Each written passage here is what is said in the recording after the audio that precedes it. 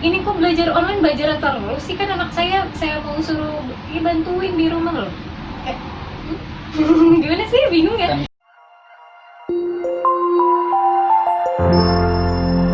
Ke depannya.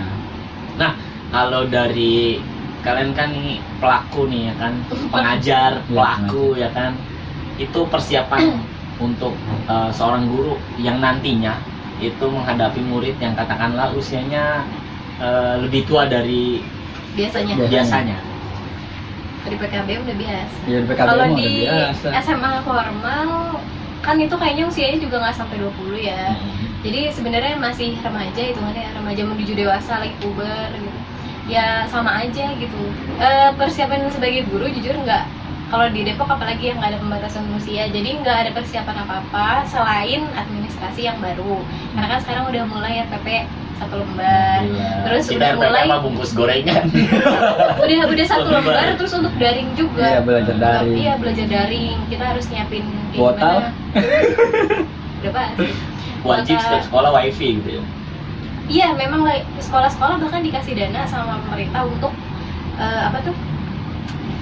kalau bisa memfasilitasi inilah belajar online. Kalau mau beli kamera atau mau menambah wifi gitu boleh. Nah, pokoknya kita lagi proses ke sana karena susah banget ngajar di rumah gitu. Jadi sebenarnya bukan masalah tua atau muda, tapi media pembelajaran, terus motivasi anak untuk belajar, sama dukungan orang tua kepada anaknya gitu. Jadi kalau di sekolah farmasi nggak ada gimana ya, guru mah harus siap-siap aja gitu. Yang dihadapin misal guru TK yang dihadapin anak TK atau lebih tua dari TK ya harus siap, namanya guru gitu. Treatmentnya yang penting tahu aja kira-kira anak ini sifatnya kayak gimana, anak ini perlunya apa. Ya makanya ya nama dalam pendidikan itu bukan cuma dari sekolah atau guru aja, harus ada kerjasama sama orang tua juga gitu. Biar nggak miskomunikasi, meskipun lebih banyak intensitasnya di sekolah.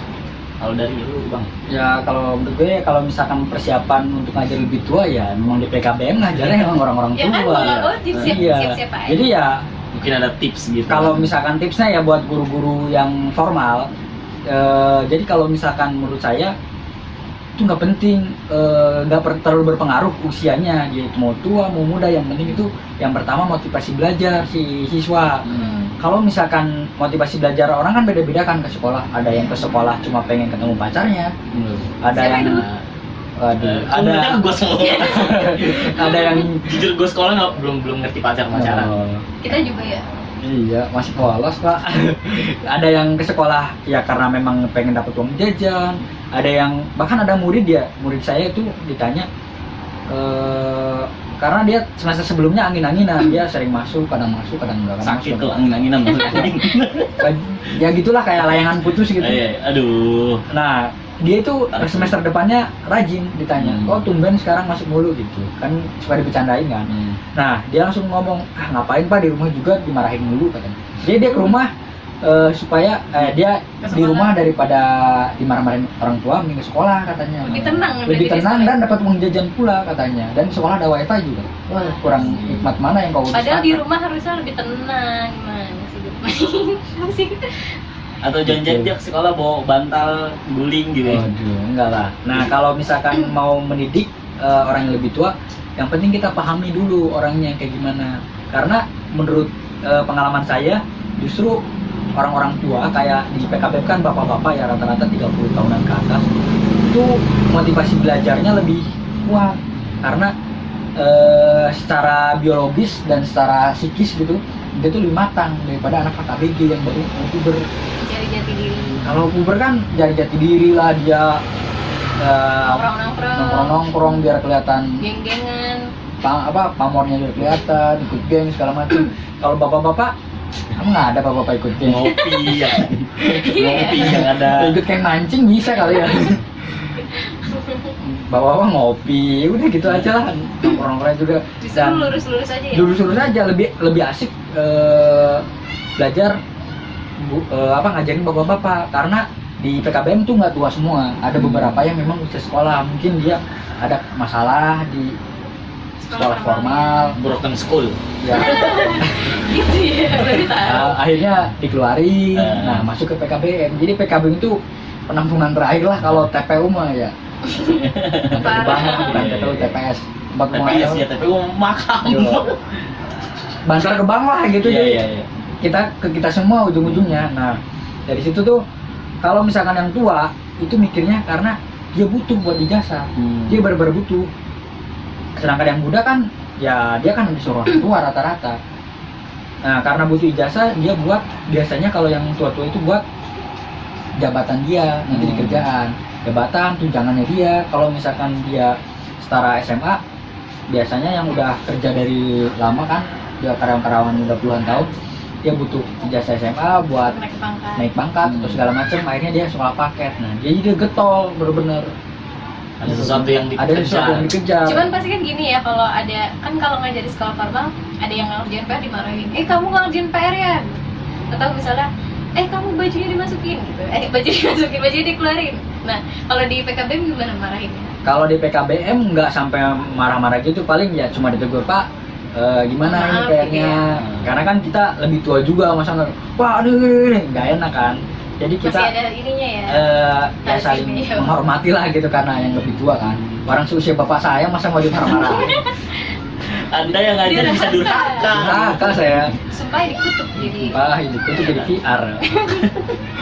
Ngajar cuman berapa jam dikutuknya selamanya kan. Jadi ya kita ngobrol lah gitu, kayak gini aja, kayak sama temen. Ya, sharing ya. Sharing lah, Pak, PR-nya gimana gitu. Kalau misalkan dia memang nggak bisa, biasanya gimana, saya nggak bisa. Nah nanti diajarin ulang. Paling gitu sih tantangannya. Harus sabar ya. Harus lebih sabar karena apa ya? Ya nggak se- malum. Ya malum lah, kalau orang tua kan Pikirannya udah banyak ya. udah banyak, pikirin. lebih banyak mikirin beras di Kebutuhan. rumah daripada pelajaran di sekolah gitu. Betul. Apalagi pelajarannya yang akuntansi gitu, matematika, IPA, aduh, bahasa Inggris, wow, puyeng dia. Dan satu lagi yang paling penting nih, yang gue nggak suka banget kalau ada guru kayak gini. Yang penting harus profesional. Gue tuh nggak tahu kenapa pernah ngalamin ada guru tuh yang dia tuh belum bisa memisahkan antara permasalahan dia di luar dengan aktivitas dia mengajar. Jadi kayak campur aduk, makanya kadang siswa jadi bahan omelan dia yang kita nggak tahu kita salahnya apa, tiba-tiba dihukum, tiba-tiba nilai jelek ya kan. Makanya gue berharap banget sih guru-guru kedepannya tuh lebih profesional gitu. Ya entah yang muda atau yang tua, yang penting intinya profesional lah gitu. Anda juga profesional ya kalau jadi guru ya? Oh ya harus gitu, profesional gitu. Tapi kadang malah kebalik tau, di sekolah tuh justru malah ngebalikin mood kadang. Nah. Jadi di rumah lagi capek banget nih. Di sekolah kan kelakuan anak ada aja ya, yang dia main loncat dari jendela lah, yang dia gitu. Tapi justru jadi nggak lucu gitu. Jadi Nostalgia lah. ngebangun mood, iya kadang Ya, suka, nostalgia ya Allah, dulu kayak kadang-kadang. gitu ya gitu. Ya karena kalau mau marahin anak yang nakal gitu ya, mau dimarahin, lah dulu gue juga kayak gitu, gitu kayak ini dulu gue kayak gitu tuh gitu. Masa gue mau marahin? Cerminan. Cerminan kadang-kadang. Waduh. Nah kadang-kadang kalau misalkan kalian nakal di sekolah, nanti kalau jadi guru biasanya ada karma. Gitu. Hati-hati. Biasanya jadi hati-hati. guru. Aduh. Yang penting jangan sampai bikin jatuh hati guru. Berarti Itu nanti karma kalian jadi guru. Waduh. Jangan berhati. Iya, dan menurut gue juga harus mengeluarkan seluruh cara, model, metode ya kan sebagai guru buat pembelajarannya nanti. Jadi jangan cuman kalian mengeluarkan semua cara, model, dan metode buat deketin orang aja gitu ya kan. Asik. Tapi buat kalian yang mau calon-calon jadi guru ya harus punya banyak metode-metode gitu ya kan. Aku biasanya dideketin kan. Pow! Oh. Nah bisa itu dipakai metode gitu kan, Gitu. biar si muridnya yang aktif. Tertarik Iya, gitu. Nah, berarti kan kalau Tertarik. muridnya aktif mendekati gurunya dong. Oh iya. Jangan cuma datang nyuruh nulis, ngasih tugas, Pergi. pulang gitu. Jangan. Jadi Kecuali harus- kalau ada tugas tambahan emang. Nah, terus yang terakhir nih, terkait tentang sistem ini, menurut kalian solusi atau saran yang bisa diberikan, entah itu buat pemerintah, buat sekolah, ataupun buat para orang tua? Ya kalau menurut gue sih buat pemerintah ya, buat nerapin kebijakan itu tolonglah dievaluasi dulu, dikaji dulu sekolahnya sudah siap atau belum, karena kebanyakan kebijakan-kebijakan dari pemerintah itu langsung diterapin tanpa tahu persiapan sekolah dulu. Kadang-kadang contohnya misalkan mau UNBK, tiba-tiba ngadain UNBK, sedangkan sekolah yang punya komputer nggak semuanya. Akhirnya bingung juga kan sekolah. Dan kalau misalkan dilihat dari misalkan di kota-kota besar lah kayak Jakarta, Bandung, Semarang gitu, mungkin memang sudah memadai. Tapi bagaimana kalau misalkan kabar saudara-saudara kita yang mohon maaf di daerah-daerah Indonesia Timur gitu, kayak ya daerah-daerah timur lah, itu kan belum memadai. Bahkan beberapa daerah hanya ada satu guru, kelasnya cuma ada satu, kelasnya juga udah pada bolong, bangkunya udah reot. Nah, kalau saya sih saran saya gimana kalau misalkan pendidikan itu dibikin kayak ini pemerintahan. Jadi kayak ada apa namanya? Otonomi pendidikan. Jadi setiap daerah kan punya cara berbeda, budaya yang berbeda, kebutuhan yang berbeda. Itu biarkan di daerah itu mengurusi pendidikan dia sesuai dengan kulturnya dia gimana, asal caranya standarnya gimana. sama. Yang penting nanti pemerintah wajib controlling ke setiap daerah bagaimana evaluasinya. Ya memang kalau misalkan di Indonesia di standarisasi pendidikan kayak misalkan dulu UN ya, kan susah. Di Jakarta mungkin pendidikannya bagus, tapi di daerah bagaimana? Kan kita nggak bisa pukul rata karena dari segi kulturnya beda, fasilitasnya berbeda, sarana dan prasarannya berbeda. Kan anak petani yang sama anak nelayan, anak yang ada di gunung itu kan berbeda budayanya. Jadi jangan sampai dipukul rata. Jadi di otonomi daerah bagaimana daerah itu memajukan pendidikannya dia, dievaluasi sama daerah tersebut. Nanti tinggal pemerintah kontrol dan menerima laporan bagaimana prestasi di daerah tersebut.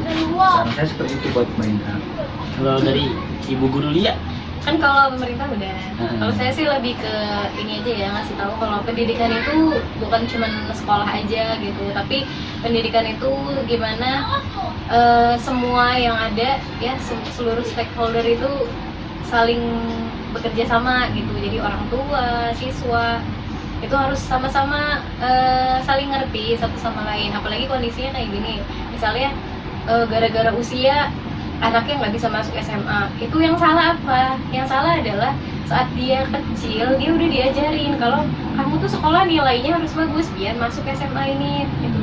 Jadi pas dia nggak masuk SMA itu akhirnya dia kecewa, padahal belajar itu bukan cuma buat masuk SMA. Belajar itu ya untuk meningkatkan keilmuan, pengetahuan, untuk meningkatkan skill gitu. Jadi suatu hari nanti ketika kamu dewasa, kamu udah siap menghadapi dunia dengan pengetahuan yang kamu punya. Gitu. Dunia Dunia gitu. Nah kayak gini ya, contohnya misalnya lagi PPDB lagi bermasalah, orang tua ya jangan malah marah-marah, jangan malah oh emangnya sekolahnya nih yang kayak gini, gara-gara sekolahnya anakku jadi nggak bisa masuk. Padahal dia yang menekankan buat masuk ke negeri Iya, kan. padahal kalau misalnya dari awal orang tuanya bilang belajar tuh untuk pendidikan itu untuk diri sendiri, untuk perkembangan diri kamu sendiri. Nah ketika dia nggak dapat sekolah yang bagus, nggak dapat sekolah yang dia mau, ya udah dia akan biasa aja. Yang penting kan dirinya tetap bisa berkembang di tempat yang lain mungkin gitu. Jadi mindsetnya yang diubah ya. Mindsetnya diubah gitu, Ya. saling dukung lah intinya. Ya, dan buat para orang tua nih ya, inget ya, kalau misalkan nanti kalian melamar pekerjaan anaknya, itu nggak penting kalian dari sekolah mana dan dari negeri atau swasta, yang penting orang dalamnya siapa. Karena percuma Anda sekolah di negeri kalau tidak ada orang dalam, sama saja. Seperti itu. Menarik tadi pernyataan dari Kalia terkait bagaimana sudut pandang dari orang tuanya. Karena gue pernah baca artikel juga. Ini bukannya membandingkan ya antara Indonesia dengan negara lain, cuman siapa tahu bisa jadi pembelajar. Itu di Jepang. Kalau ini gue dapet infonya dari guru gue waktu SMA. Di Jepang itu anak usia 5-7 tahun itu dia udah diarahkan. Bedanya gini, kalau di Indonesia itu kan anak itu diarahkan dengan cara dipaksa untuk ada bahasanya? Dengan cetakan. Ya, dengan tujuan yang masih jauh dengan akhirnya. Misalnya kayak tadi bilang, kamu harus masuk SMA ini kan. Padahal nanti kan dia akhirnya bukan untuk SMA doang, harus kerja dan semacamnya. Tapi kalau di Jepang, itu anak 5-7 tahun, itu sama orang tuanya diarahin untuk jadi apa. Misalkan dia punya anak, terus dia pengen anaknya jadi pilot. itu dari umur dia mulai 5 tahun udah bisa baca, udah ini dia dibeliin mainan pesawat, ditontonin video-video tentang pilot dan semacamnya, supaya anak itu punya mindset bahwa nanti kelak dia akan jadi pilot. Jadi tanpa sadar ya? Ya. Kalau bawah sadarnya. Tapi Doktrin. iya tapi bagusnya dalam arti ya itu Daripada sampai ke dipaksa, akhir gitu loh, sampai ke akhir maksudnya dalam arti dia punya profesi dan punya pekerjaan yang bagus dan tetap gitu loh. Ada juga yang sebagai arsitektur dan semacamnya, itu bagus gitu loh. Nah, ini buat pembelajaran buat orang tua ya, kalau emang mau mengarahkan anaknya gitu. Jangan Harus nanggung. dong, Nah, ya. maksud saya itu jangan nanggung gitu loh. Masuk cuma sampai SMA, emang mau lulus SMA doang. Cuman menuhin pengangguran di Indonesia. Kadang tuh bingung, sekarang mah jadi guru ya, udah curhat ya. Jadi katanya gini, ada orang tua yang suka datang gitu ke sekolah bilang, Bu, kok anak saya tugasnya banyak banget sih gitu. Padahal itu kan sekolah negeri ya, saya ngajar di sekolah negeri. Ya dari awal dia udah sadar sekolah negeri itu kayak gimana, tugasnya banyak, tapi diprotes. Nanti kalau nggak masuk protes lagi, jadi maunya gimana orang tuanya? Nah itu. Gitu. Jadi saling ngertiin aja pokoknya. Itu orang tua ngerti pendidikan tuh begini ya ternyata.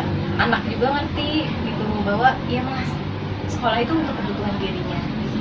Dan buat orang tua ya, kenyataannya anak dapat tugas banyak itu bukan karena kemauan sekolah, tapi emang itu untuk pengambilan nilai. Emang Ya kan, saya kebutuhan. magang nih, saya tahu format nilai guru gitu. Kenapa guru bisa ngasih tugas banyak?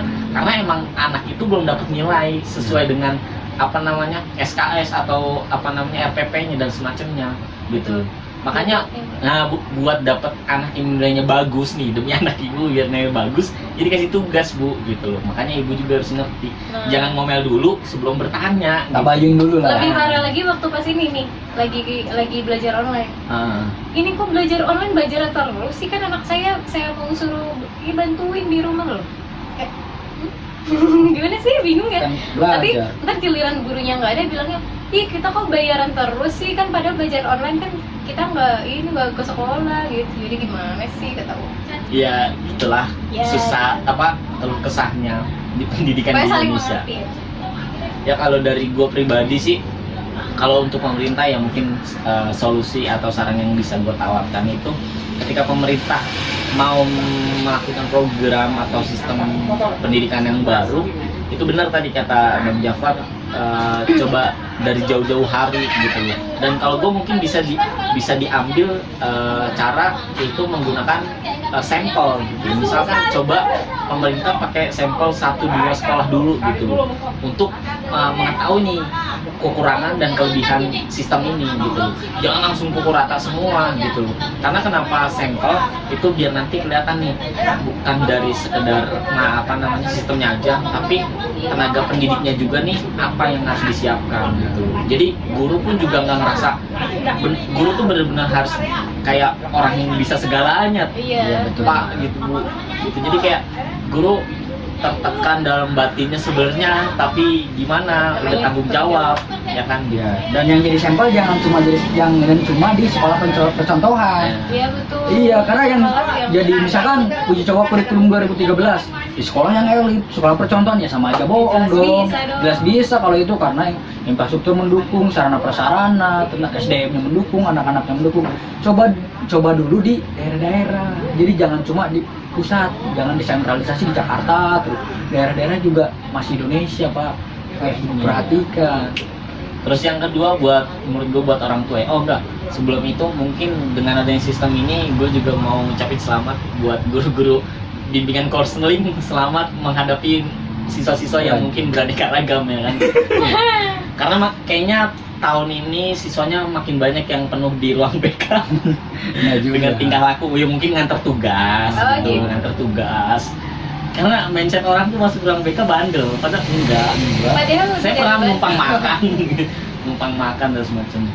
Terus yang selanjutnya mungkin buat orang tua, kalau saran yang bisa saya tawarkan itu ya tadi bahwa kita harus kenalin dulu nih si anak ya kan, dari passionnya, dari kemauannya, dari karakternya, biar orang tua pun kalau mau nyari sekolahnya sesuai dengan minat bakat si anak ini, biar nggak ada hal yang sia-sia, entah itu dari uang, waktu dan semacamnya. Kayak misalkan kita mau beli barang ya kan, katakanlah beli kamera, pastikan yang harus kita cari tahu apa yang kita butuhin dulu gitu kan.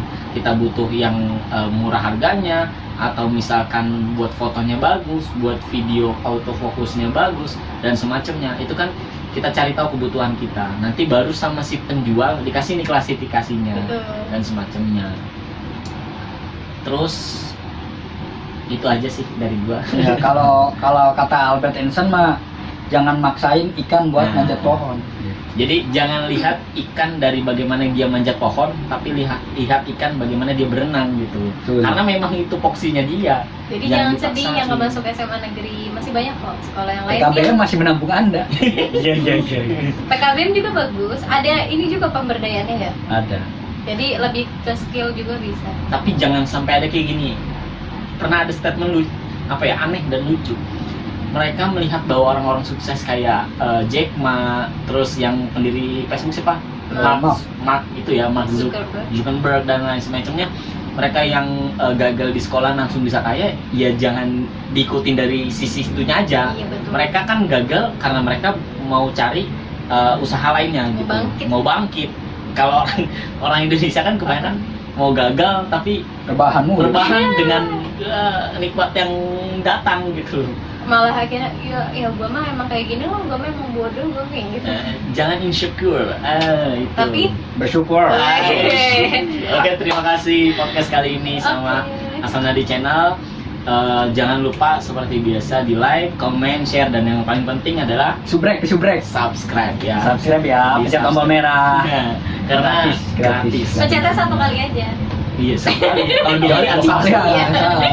2 kali, 1 subscribe, 1 like. Oh gitu. Nah. Komen kalau misalkan kalian pengen request video apa, podcast tentang apa, komen aja, nanti insya Allah gua buatin. Dan terima kasih, jangan lupa ambil baiknya, buang buruknya ya, karena kebaikan datang dari Yang Maha Kuasa dan keburukan datang dari kesalahan kita bertiga. Kurang lebihnya mohon maaf. Wassalamualaikum warahmatullahi wabarakatuh. Dadah. Halo guys, jangan lupa di like, komen, share, dan subscribe. Terima kasih ya. Dadah.